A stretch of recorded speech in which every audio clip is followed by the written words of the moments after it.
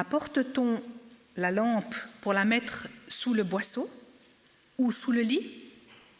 N'est-ce pas pour la mettre sur le chandelier? Car il n'est rien de caché qui ne doive être découvert, rien de secret qui ne doive être mis au jour. Et si quelqu'un a des oreilles pour entendre, qu'il entende. Et il leur dit encore, prenez garde à ce que vous entendez. On vous mesurera avec la mesure dont vous serez servis et on y ajoutera pour vous.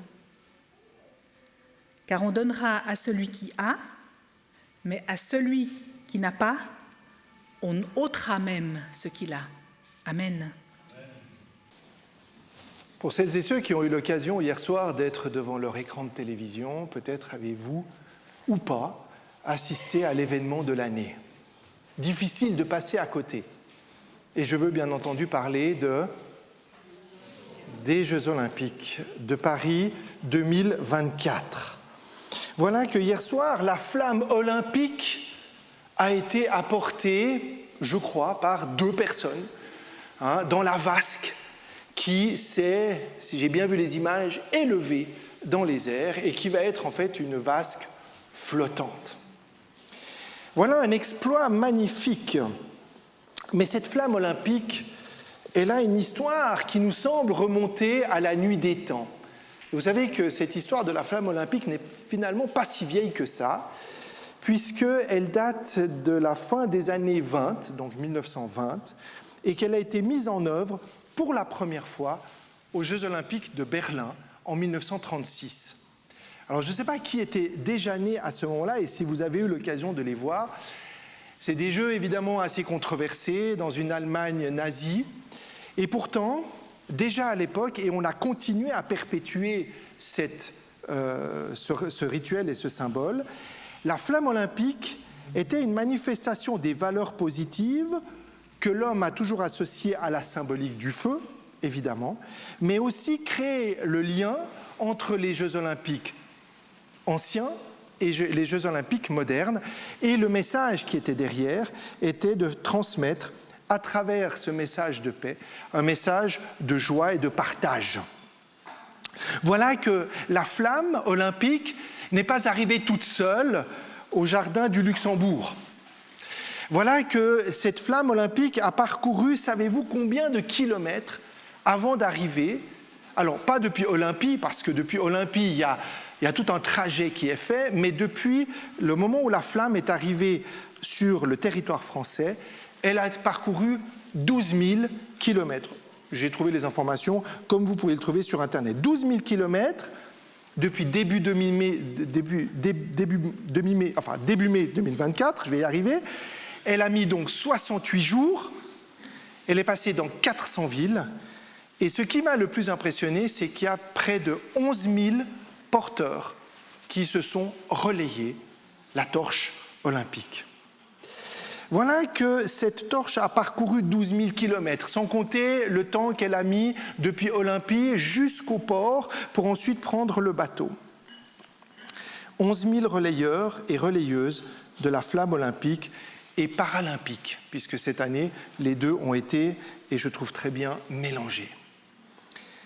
Lorsque je pense à cette flamme olympique, lorsque je pense à ce que ça peut représenter, je ne peux m'empêcher, et peut-être que vous aussi vous le faites quelque part, inconsciemment ou consciemment, de faire l'analogie avec tous ces porteurs de flammes qui, depuis plus de 2000 ans, ont permis à la fois des premiers chrétiens de transmettre à d'autres chrétiens qui ont transmis à d'autres chrétiens pour que nous soyons toutes et tous ici ce matin.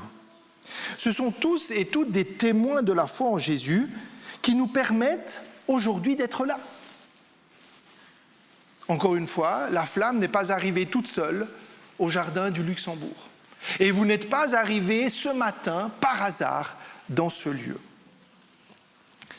Alors évidemment, on pourrait faire l'histoire, et je ne vous ferai pas ce gageur ce matin, l'histoire de la transmission de la foi sur les 20 siècles. Alors on pourrait aller encore un peu plus loin, puisqu'on pourrait remonter à des temps plus anciens encore. Depuis que les 12 ont reçu le message jusqu'à nos jours, mais il nous faudra un tout petit peu plus qu'une demi-heure pour faire cette histoire-là. Pourtant, j'aimerais m'arrêter un instant sur ce que nous avons vécu il y a 3 semaines pour celles et ceux qui ont eu le privilège de venir à Seigneux-Légier. Qui était présent à Seigneux-Légier? Voilà, il y a quelques mains qui se lèvent. C'était un événement que l'on qualifierait de magnifique. Je pense que vous serez d'accord.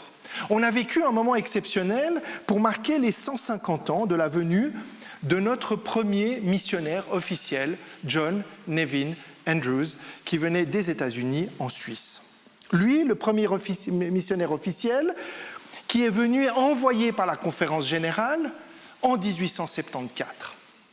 Et ce qui est intéressant, c'est que 150 ans après, eh bien, d'une petite histoire d'un petit village dans le Jura qui se nomme Tramelan, eh bien, la Suisse a été le premier lieu dans lequel, en dehors des États-Unis, le message adventiste est arrivé.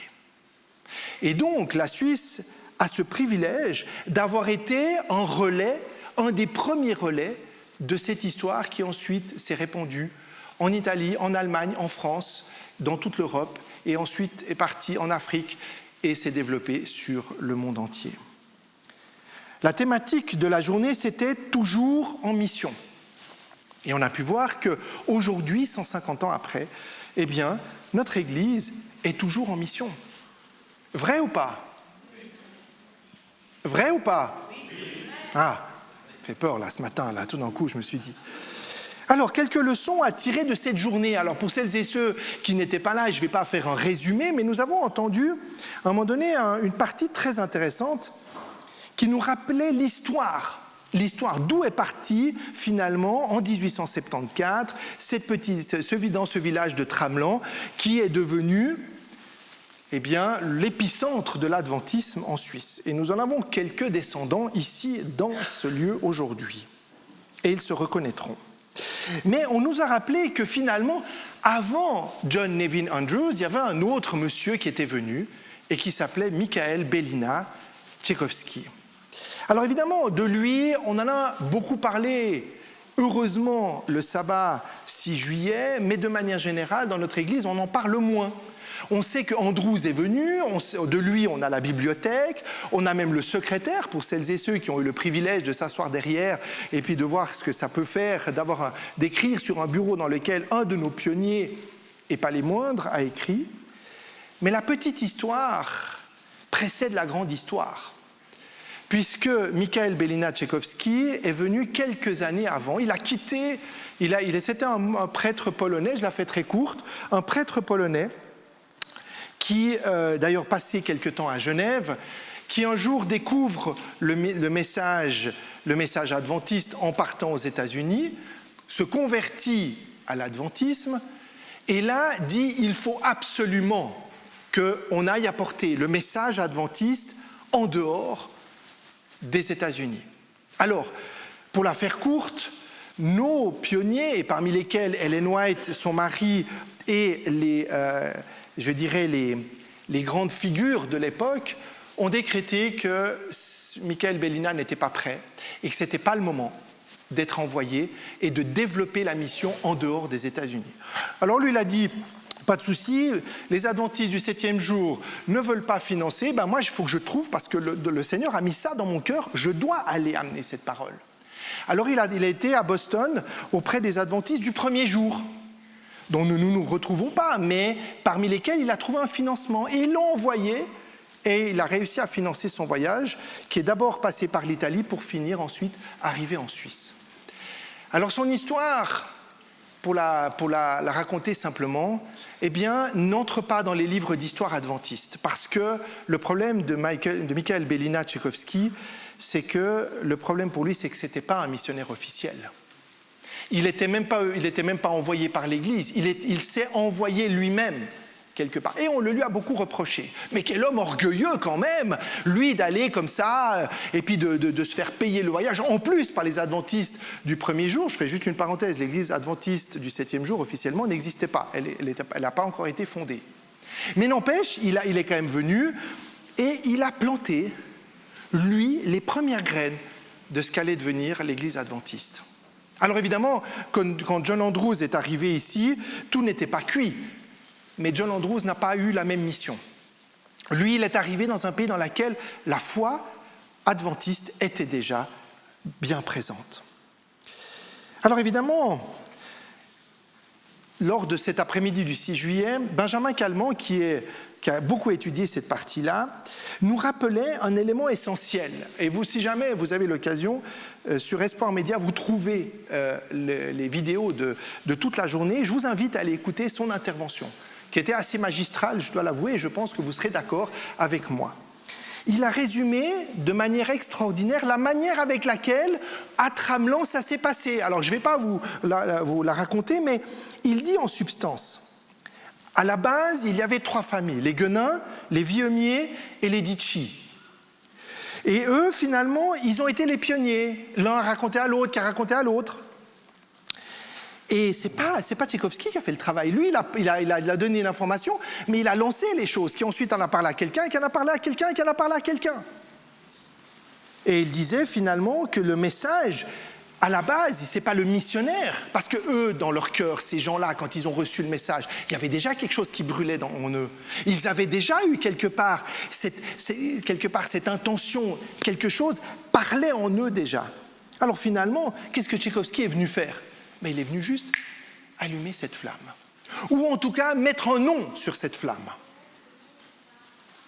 Et ce que Benjamin Calment nous rappelait, c'est que ce qui s'est passé à Tramelan, je vais y arriver ce matin, c'est que c'est une personne qui a parlé à une personne, qui a parlé à une personne, qui a parlé à une personne.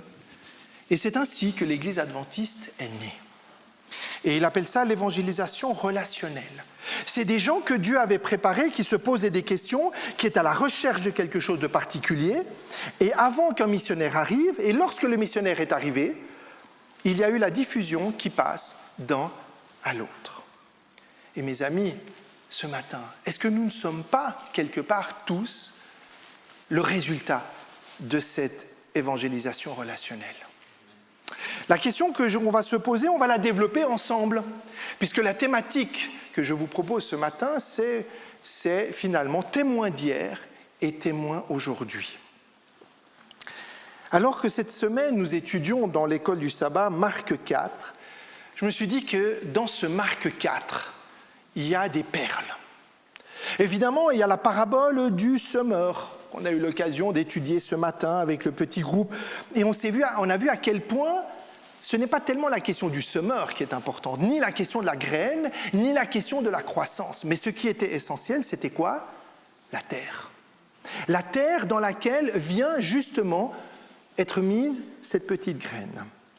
La question du semeur, on y reviendra.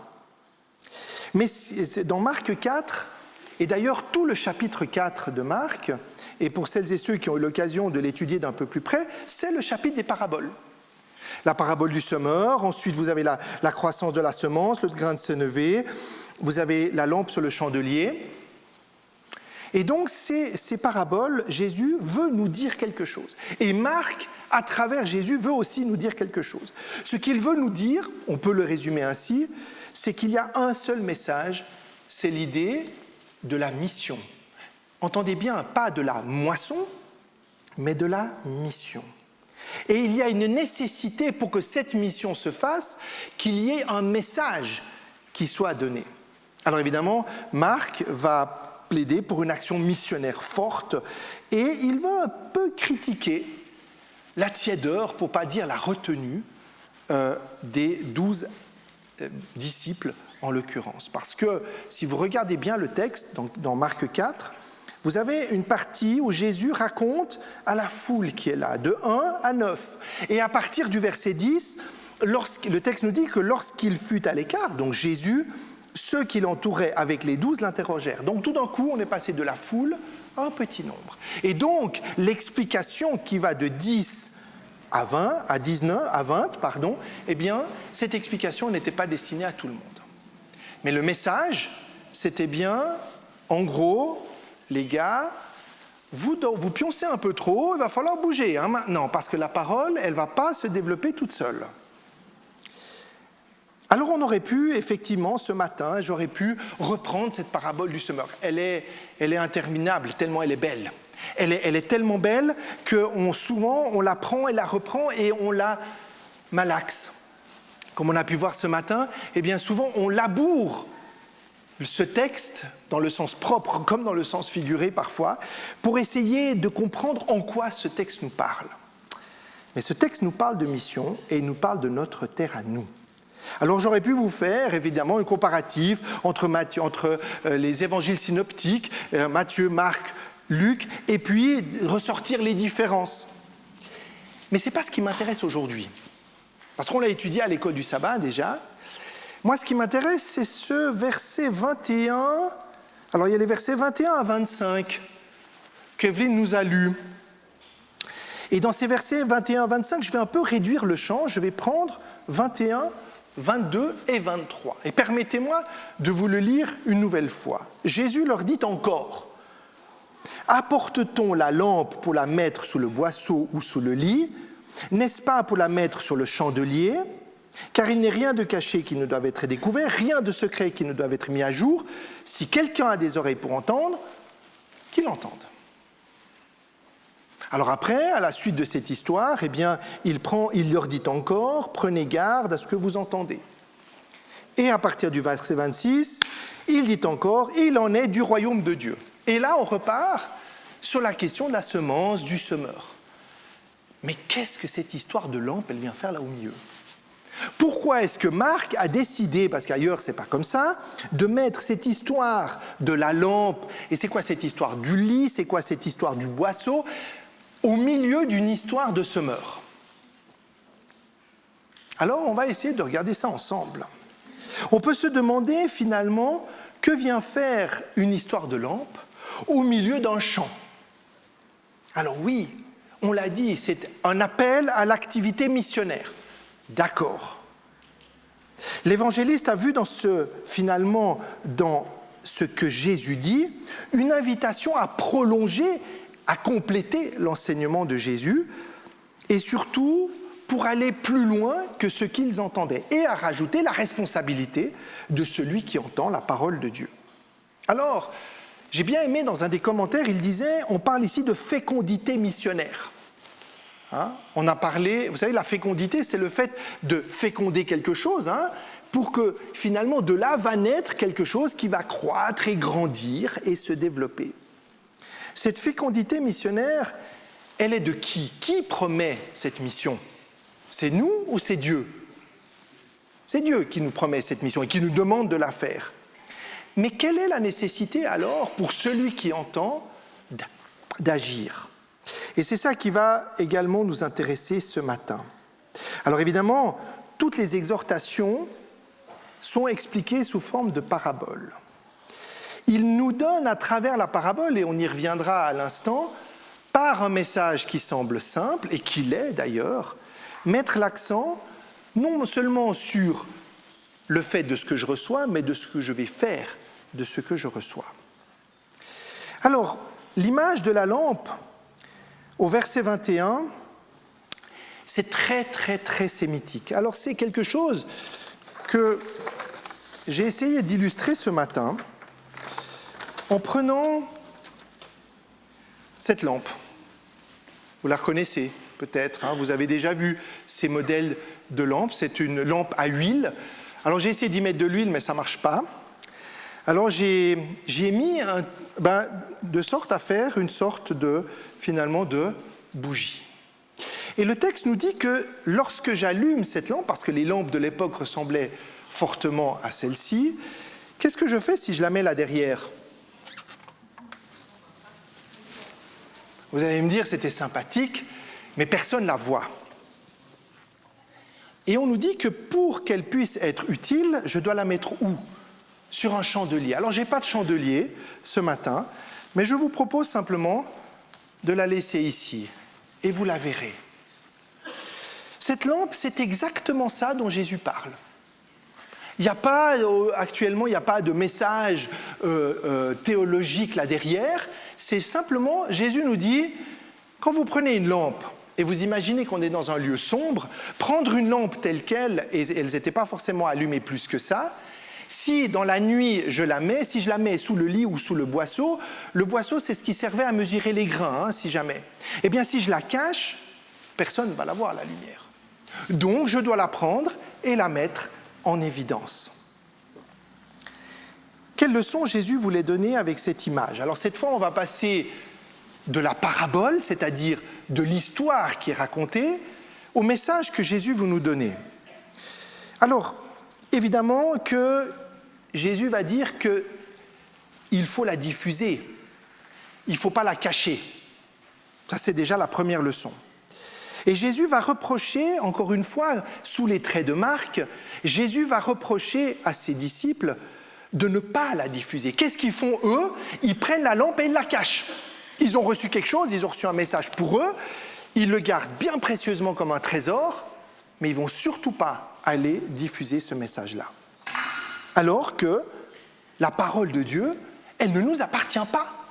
Et déjà à l'époque, ce que Jésus était en train de leur dire, c'est que, messieurs, cette parole ne vous appartient pas. Ce que je vous dis, ce que je vous donne, ne vous appartient pas non plus. Donc ne gardez pas pour vous ce qui ne vous appartient pas. Il y a pourtant 2 éléments essentiels. Et j'aimerais vous rendre attentifs à ça. La première, c'est que la lampe, elle est venue pour éclairer dans un lieu sombre. Ce message de sombre, alors évidemment, dans votre esprit, je vois que ça gamberge déjà. Vous allez vous dire, mais le lieu sombre, c'est quoi? Ça nous rappelle évidemment les textes des lumières dans les ténèbres. Et c'était aussi cette première image que Jésus veut donner. Cette parole, elle est lumière dans les ténèbres. Alors aujourd'hui, les ténèbres ne sont pas présentes puisqu'on est en plein jour et il y a de la lumière. Mais mettez cette petite lumière comme une bougie au milieu d'une pièce sombre et vous verrez à quel point cette lumière attire, combien elle est belle, combien elle est chaude. Et la deuxième chose que le texte ne révèle pas forcément dans vos versions, c'est qu'ils ont eu de la peine à traduire une partie en grec. Si vous regardez le texte en grec, il dit que la lumière vient. D'ailleurs, si vous regardez le texte, n'est-ce pas là pour le 21, apporte-t-on la lumière pour la mettre sous le boisseau? Le apporte-t-on, eh bien, il est neutre.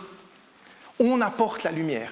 Dans le grec, ce n'est pas ainsi que c'est écrit, et d'ailleurs Chouraki l'a très bien traduit, et il n'est pas question d'une lampe qu'on apporte, il est question d'une lampe qui vient.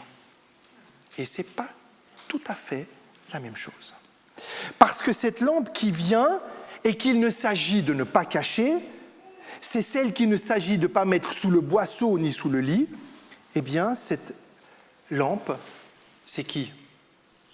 C'est Jésus, exactement. Parce que le apporte-t-on pourrait laisser penser que c'est nous qui apportons cette lumière. On apporte une lumière. Je ne sais pas, Evelyne me donne une lumière, je te la rends, je te donne cette petite bougie et puis tu prends cette lumière. Non, la lumière n'est pas apportée, elle est venue. Et donc, ici, si on parle bien du Christ lui-même, eh bien, Marc va affirmer 2 thèses, et qui sont, et vous verrez, apparemment simples, mais un tout petit peu plus complexes quand même. Alors, désolé d'augmenter un tout petit peu cette réflexion ce matin, parce que, d'une part, toute notre compréhension dépend de qui? De nous. D'accord? C'est nous qui comprenons. Mais toute notre compréhension dépend de qui? De l'esprit que Dieu donne. Donc, il y a ma part et la part de Dieu. Et on verra aussi que cette lumière, elle est Christ, mais on y reviendra après, dans l'Évangile, c'est qui la lumière? Osez, hein? C'est nous la lumière. Nous, vous êtes la lumière du monde. Alors pourquoi? Et dans ce texte-là, la lumière vient et la lumière est nous. Nous sommes la lumière et nous recevons cette lumière. Alors oui, je vois peut-être les yeux très étonnés. Oui, mes amis, le texte biblique le dit très clairement. On y reviendra. Donc il affirme que nous avons à la fois besoin de comprendre et besoin de dépendre de la parole de Dieu. Donc la lumière, c'est donc à la fois nous et Dieu. Et on ne peut pas enlever un des deux. Si la lumière n'est que Dieu, moi je n'ai rien à faire. Parce que je ne peux que recevoir cette lumière et finalement, au moment où je la reçois, j'en bénéficie. Mais si je ne prends pas cette lumière et je ne la transmets pas à d'autres, elle devient stérile. Le récit en parabole, là je fais encore une autre parenthèse. Parce que là aussi, Marc nous explique pourquoi est-ce qu'il a, entre guillemets, mis toutes les paraboles au même endroit. On sait que les paraboles, c'est très juif. C'est raconter quelque chose sans dénoncer personne. D'ailleurs, vous avez remarqué que finalement, la parabole, elle ne dénonce pas, elle raconte une histoire. Mais c'est plus qu'une raconter une histoire, comme on l'a entendu ce matin. D'ailleurs, j'aime bien Evelyne parce que quand elle raconte des histoires, elle met la parole avec les gestes. Vous avez vu, hein, elle bouge, enfin, elle m'a fait changer le banc ce matin. Oui, voilà, ça c'est une parabole. C'est-à-dire, on prend une histoire, pas juste je vous raconte l'histoire, mais je la vis, cette histoire. Et Jésus, finalement, met en parole et en acte, et par la mimique, et par probablement le niveau de langage, un fait de la vie pour en faire un symbole. Et finalement, le but de ces paraboles dans Marc 4, c'est quoi ? C'est de révéler quoi ? C'est Jésus qui parle. Quel est le but de la parabole ou des paraboles dans Marc 4, s'il vous plaît ? C'est de révéler quoi ? Voilà que vous lisiez votre école du sabbat, hein ? Eh bien, c'est de révéler le royaume de Dieu. Puisque ce sont les paraboles du royaume. Le semeur, les terrains, c'est pour révéler cette parabole du royaume, pour que le royaume, finalement, soit compris de nous-mêmes. Relisez le verset 11, quand ils furent à l'écart, il leur dit « C'est à vous qu'a été donné le mystère du royaume de Dieu ». Voilà donc que nous recevons ce royaume. Mais ce royaume, finalement, Jésus, et à travers la parabole, et c'est ça que je trouve extraordinaire, c'est lorsque Jésus raconte son histoire, et si vous remarquez souvent quand on écoute les histoires d'Evelyne, c'est souvent, alors pas ce matin, mais c'est souvent des histoires qui parlent de quoi ? De son vécu. Evelyne, tu nous parles souvent, tu nous racontes des histoires de ton papa, tu nous as raconté de plein d'histoires comme ça, hein, de Jean-Charles, etc. C'est souvent des histoires qui nous touchent, nous. Et donc la parabole ici, elle raconte quoi ? Jésus parle de qui quand il parle de ces paraboles ? Il parle de lui. C'est lui-même qui se dévoile à travers ce texte-là. Alors on s'est posé la question ce matin, mais le semeur, c'est qui ? Alors il y en a qui ont dit, c'est nous, pas chez Marc. Parce que le semeur, chez Marc, c'est Jésus. Parce qu'il parle de lui, c'est lui qui vient semer. Et donc, voilà que lorsque Jésus vient, à travers une parabole et une histoire, nous raconter ce qu'il est lui, à travers, de manière assez pudique quand même, sans qu'on se sente accusé, sans qu'on ait le sentiment d'être coupable, de ne pas faire juste. Mais surtout, Jésus nous apprend l'infini amour et ce qu'il nous demande. Et j'ai beaucoup aimé cette phrase de saint Augustin qui dit « Lorsque Jésus parle ainsi, c'est Dieu s'est fait homme afin que l'homme devienne Dieu. » Alors je vous laisserai réfléchir à cette phrase, parce que souvent on dit « Oui, mais moi je ne peux pas devenir Dieu, comme je ne peux pas être la lumière. » Mais nous sommes appelés à être enfants de Dieu, et un jour nous allons être sur le trône avec lui, oui ou non ? Amen. Donc, Jésus est venu, Dieu s'est fait homme afin que l'homme devienne Dieu. Voilà que Jésus, à travers la parabole, communique ce qu'il est pour que nous devenions comme lui, il est. Alors lorsque je pense à cette lampe, lorsque je pense à cette histoire, là on est resté très biblique, mais moi je vais vous inviter maintenant à faire un autre petit voyage. Alors moi je vais vous raconter mon petit voyage à moi, très brièvement, de ce que ça m'a fait penser, cette histoire de lampe. Cette petite bougie, cette notion de transmission. Moi, ça m'a rappelé l'héritage spirituel que j'ai reçu. On a tous reçu cet héritage. Mais vous l'avez reçu comme ça, cet héritage ? Paf, un jour dans la main, vous avez ouvert la Bible, vous avez lu la parabole du semeur, vous avez tout compris. J'ai des doutes. Quel héritage spirituel j'ai reçu ? Et qu'est-ce que j'en ai fait ? Et qu'est-ce que je souhaite faire de cet héritage que j'ai reçu ? Alors je pense que Mes amis, nous avons tous et tous un rapport assez particulier avec notre passé. Hein? On a tous un rapport, j'ai presque envie de dire, un peu ambigu. On est tous pris entre une forme d'admiration. Alors il y a toujours des zones d'ombre dans nos familles, dans notre héritage. Il y a toujours des choses qu'on aime bien et des choses qu'on n'aime pas. Il y a des choses dont on est fier et des choses dont on n'est pas fier du tout. Mais cet héritage, mes amis, nous appartient. Vous pouvez faire ce que vous voulez de cet héritage, il vous appartient. Vous ne pouvez rien enlever de votre passé. Ce que vos parents ont fait de bien ou de pas bien, vous en avez hérité. Ce que votre famille a fait de bien ou de pas bien, vous en avez hérité. Et donc nous sommes tous les héritiers spirituels, finalement, d'une manière ou d'une autre, de ceux qui nous ont précédés. Alors ce rapport au passé, il y en a qui l'assument, d'autres qui ne l'assument pas.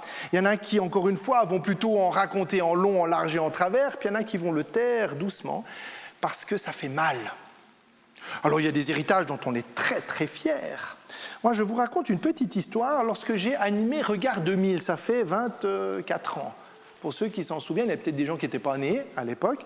On m'avait demandé d'animer une campagne d'évangélisation avec Thierry Lenoir, pour celles et ceux qui s'en souviennent.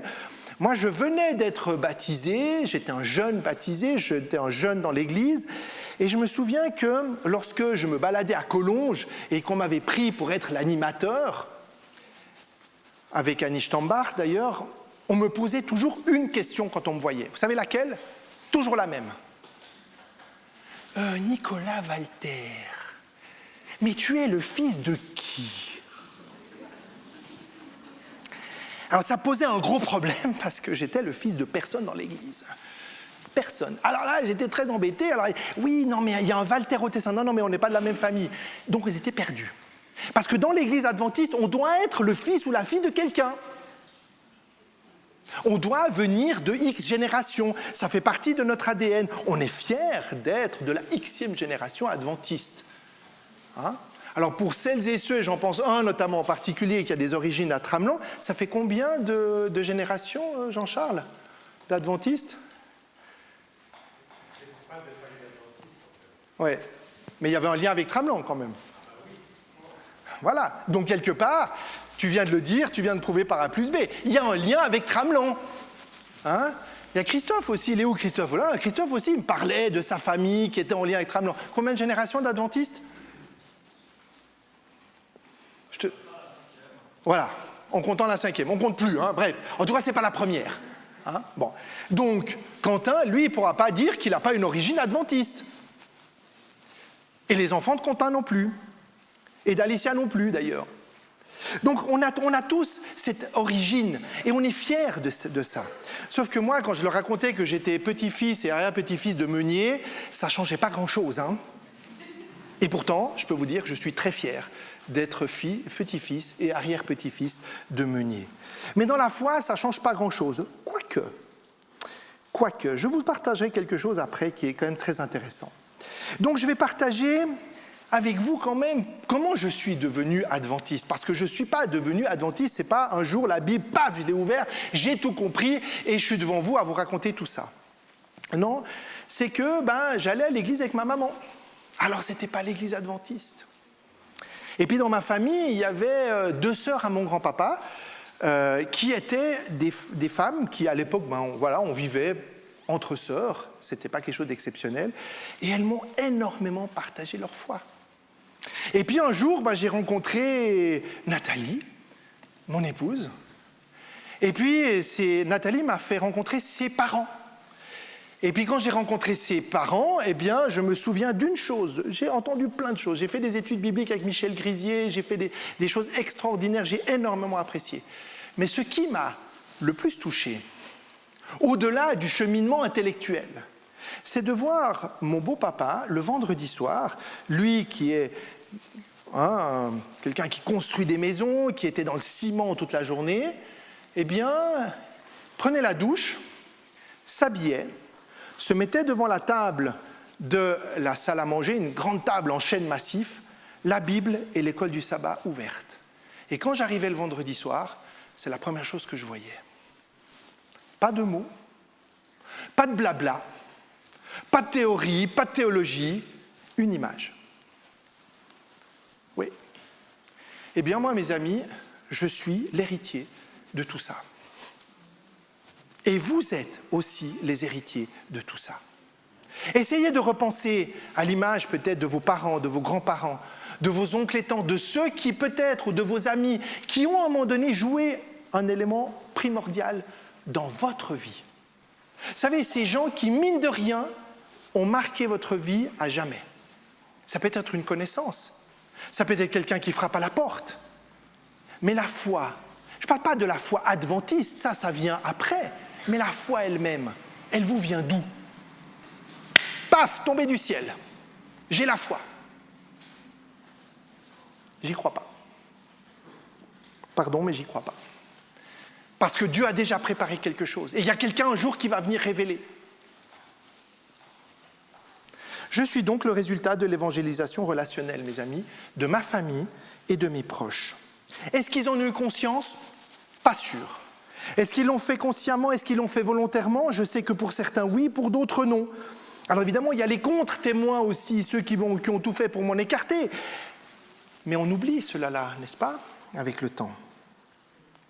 Ils ont tous transmis ce qu'ils ont reçu, et à chacun à leur manière, ils ont communiqué cette petite lumière. Et je leur en suis infiniment reconnaissant.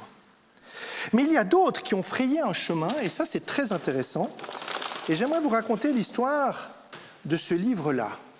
Vous le voyez, La tragédie des siècles.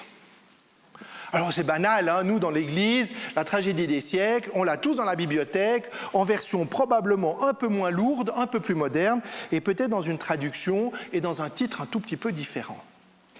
Mais ce livre-là, mes amis, représente quelque chose d'extraordinaire pour moi. Parce que vous savez où je l'ai trouvé, ce livre?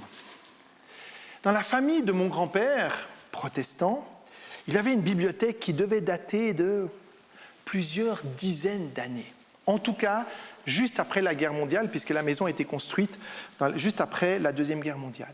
Et lorsque ma famille a dû quitter la maison, elle a été vendue, j'ai reçu l'héritage de la bibliothèque. Et en prenant les livres les uns après les autres, sur quel livre je suis tombé? Sur celui-ci, mes amis. Vous y croyez? Ma famille n'est pas adventiste, hein, ni père ni mère. Et pourtant, ce livre-là était là. Et dedans, en ouvrant, alors peut-être quelqu'un la reconnaîtra, Madame Rose Bron.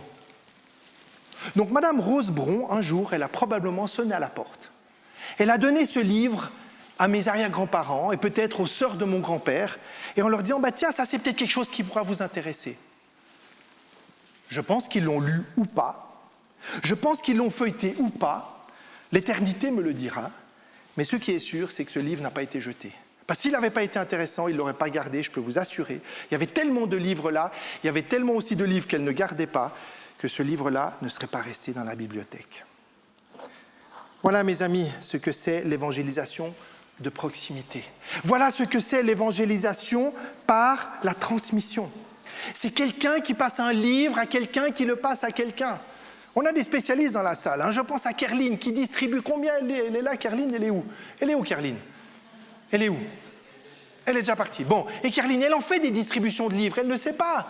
Oui, elle est là au fond. Kerline, combien de livres tu distribues? Il y en a combien qui vont être oubliés et combien qui vont peut-être un jour lire un livre comme celui-ci? Voilà que je me retrouve avec Madame Bron dans ma bibliothèque. 2-3 générations après. Voilà que ce qui a été fait a été semé. Et ces fameux, Madame Bron fait partie pour moi de ces héros de la foi. Vous savez que l'auteur de l'Épître aux Hébreux, au chapitre 12, nous parle de ces héros qui ont été et que nous devons nous rappeler. Prenez rapidement ce texte. Il est dit, « Nous donc, puisque nous sommes environnés d'une si grande nuée de témoins, rejetons tout fardeau et le péché qui nous environne si facilement et courons avec persévérance dans la carrière qui nous est ouverte, ayant les regards sur Jésus. » Alors on s'est longtemps demandé, mais c'est qui ces héros? Alors ces héros, c'est ceux qui nous entourent. Oui, alors Paul, quand il parle de ça, il est dans le contexte olympique. Alors à l'époque, c'était pas les Jeux olympiques, c'était les Jeux de sa région.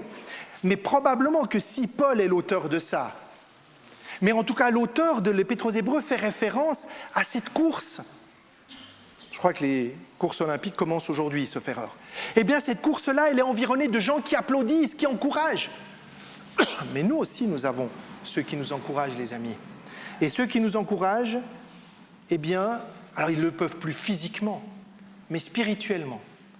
Leur témoignage nous rappelle que nous sommes les descendants de ceux qui se sont battus pour leur foi, pour nous. Évidemment, ces témoins, eh bien, ce sont aussi notre héritage. Le Seigneur a dit à ses disciples qu'ils étaient la lumière du monde. Oui, Matthieu 5, 14. Nous sommes, vous êtes, je suis la lumière du monde. Et il nous dit en plus qu'il ne faut pas la cacher, cette lumière, il faut la révéler. Mais cette lumière, évidemment, elle me vient de qui ? Du Christ lui-même. Donc si nous sommes lumière et enfants de lumière, une ville située sur une hauteur ne peut pas être cachée. Quand on allume une lampe, ce n'est pas pour la mettre sous le boisseau, mais sous son support. Matthieu reprend, mais dans un autre contexte, l'écrit de Marc. Rappelons-nous que si c'est le Seigneur qui est le soleil de justice, comme nous le dit Malachie 2, 4, 2, eh bien cette lumière, c'est de lui qu'elle vient. Et que cette lumière, elle est transmise d'une à l'autre. Illuminés par ces héros, nous voici que nous sommes là pour éclairer les ténèbres, mes amis. Nous sommes là pour allumer dans ce monde qui paraît tellement lumineux, tellement fastueux. Nous sommes là pour apporter cette toute petite lumière. Ah, ce n'est pas un feu d'artifice, hein, mais cette petite lumière suffit pour changer une vie, mes amis. Cette petite lumière suffit pour changer une vie. Et nous ne sommes pas, comme Paul le dit dans 1 Thessaloniciens 5, vous n'êtes pas des enfants de la nuit ou des ténèbres, mais vous êtes des enfants de lumière et des enfants du jour. Et le jour, ce n'est pas le jour de la lumière physique, c'est le jour de la lumière spirituelle, mes amis. Portons donc cette lumière, tels des porteurs de la flamme olympique du Christ, si vous me passez l'expression. Soyons ces porteurs de la lumière du Christ aujourd'hui, comme ambassadeurs du Christ, et également en nous inscrivant dans la lignée de toutes celles et ceux qui nous ont précédés.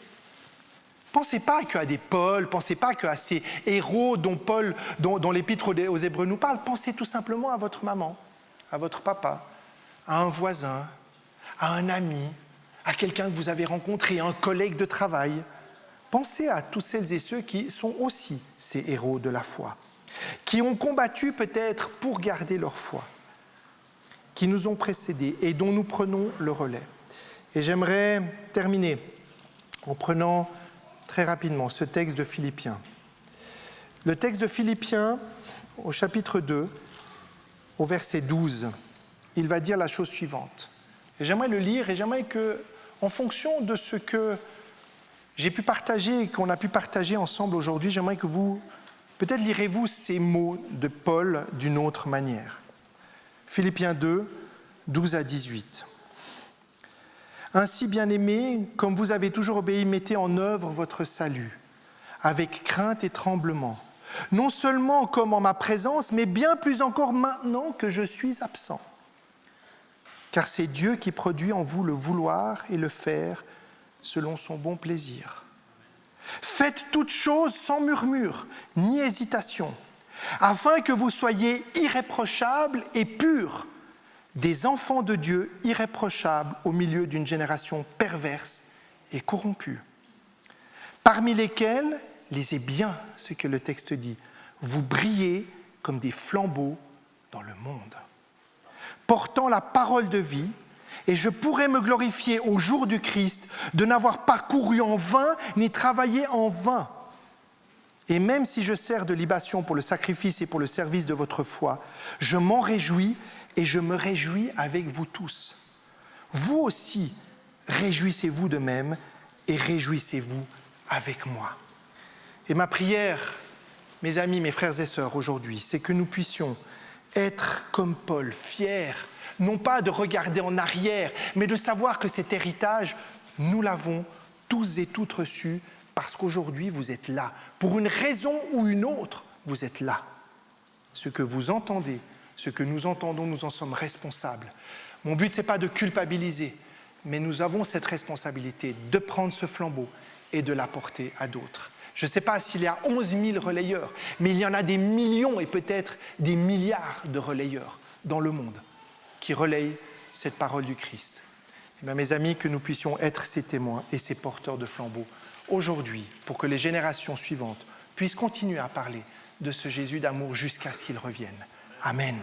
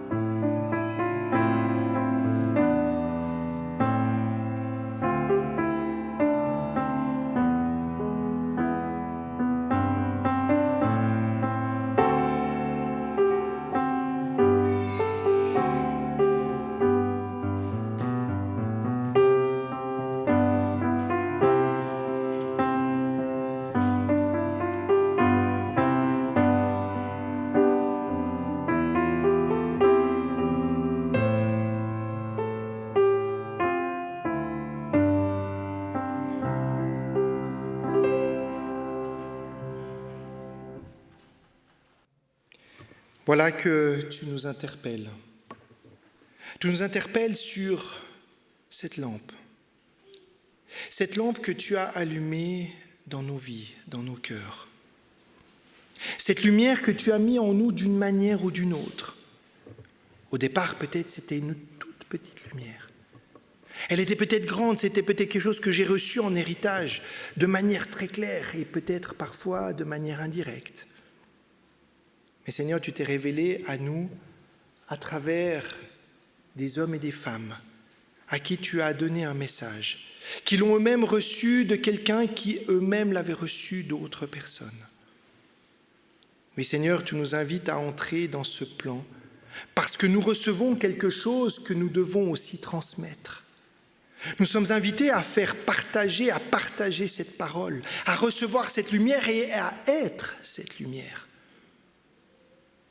Parce que si Jésus nous donne cet exemple, c'est aussi pour que nous puissions l'imiter, pour que nous puissions faire comme Jésus, être cette lumière pour celles et ceux qui nous entourent, être ce transmetteur de la parole, pouvoir transmettre cette parole de vie qui nous amène à comprendre ce royaume, la puissance de cette vie éternelle, de ce royaume qui est déjà présent ici et maintenant et qui se révélera plus encore lorsque Jésus reviendra.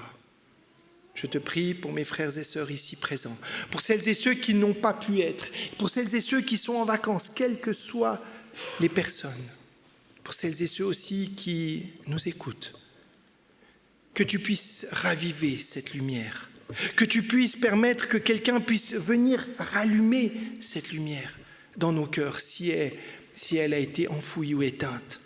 Et que si nous l'avons bien vivante, Seigneur, eh bien que nous puissions la transmettre, continuer à la transmettre à nos enfants, à nos petits-enfants, à nos voisins, à nos amis, à nos collègues, par la puissance de ton Saint-Esprit, Seigneur. C'est un don spirituel que tu nous donnes, c'est un don que tu nous demandes de partager parce que cette parole ne nous appartient pas, elle t'appartient à toi. Que ton nom soit béni et glorifié à travers cette lumière, Seigneur, qui nous ramène toujours à cette lumière puissante que toi tu es, Père éternel, et vers laquelle nous voulons tourner tous nos regards. Parce que notre course dans la vie n'a qu'un seul objectif, pas de regarder en arrière, mais de nous focaliser sur toi, Jésus, pour que nous puissions franchir cette ligne avec toi. Que ton nom soit béni. En Jésus, nous te prions, Père. Amen.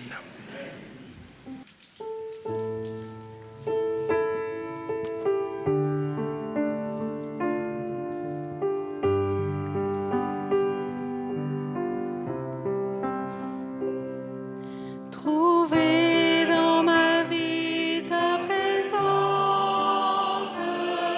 tenir une lampe allumée, choisir avec toi la confiance, aimer se savoir aimer, croiser ton regard dans le doute, brûler à l'écho de ta voix, rester pour le pas de la route, savoir reconnaître ton pas, trouver dans ma vie ta présence, tenir une lampe allumée, choisir avec toi la confiance, aimer se savoir aimer, brûler dans le feu de la cendre, partir vers celui qui attend, choisir de donner sans remordre, fêter le retour d'un enfant, trouver dans ma vie ta présence, tenir une lampe allumée, choisir avec toi la confiance, aimer se savoir aimer, ouvrir quand tu frappes à ma porte, briser les verrous de la peur,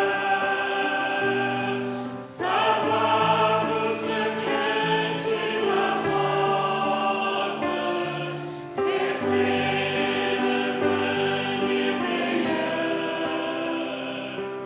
trouver dans ma vie ta présence, tenir une lampe allumée, choisir avec toi la confiance, aimer se savoir aimer.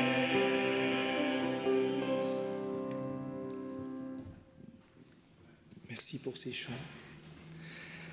Paul dit dans les Philippiens, il dit « Ce n'est pas que j'ai déjà remporté le prix ou que j'ai déjà atteint la perfection, mais je cours pour tâcher de le saisir, puisque moi aussi j'ai été saisi par Jésus-Christ. » Frères, et j'ajoute frères et sœurs, je ne pense pas l'avoir saisi, mais je fais une chose. Oubliant ce qui est en arrière et me portant vers ce qui est en avant, je cours vers le but pour remporter le prix de la vocation céleste de Dieu en Jésus-Christ. Et recevons cette bénédiction de Paul qui nous dit que la grâce du Seigneur Jésus-Christ soit avec votre esprit et avec chacun d'entre nous pour cette journée de sabbat. Soyons bénis. Amen. Amen.